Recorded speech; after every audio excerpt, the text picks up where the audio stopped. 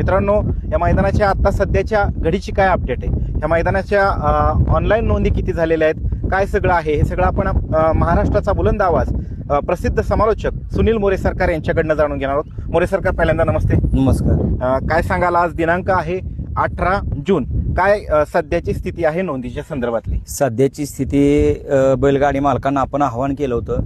गेल्या वर्षी सुद्धा 3 दिवसात गाड्यांची नोंद पूर्ण झाली होती, परंतु गेल्या वेळेला नोंद करत असताना आपण कुठलीही नियम अट लादली नव्हती. यावेळेला नियम अटी आपण लादल्या होत्या की ओपनची गाडी नोंद करत असताना एक गाडी एकच नोंद करा, आणि आदतला आपण बऱ्याच जणांच्या बोलण्यातून आलं त्याच्यामुळे आपण एक चान्स दिला होता.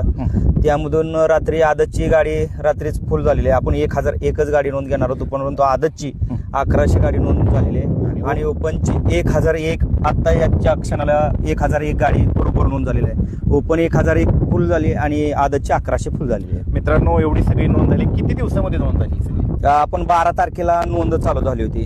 आव्हान केलं होतं. 12 तारखेला आव्हान केलं होतं.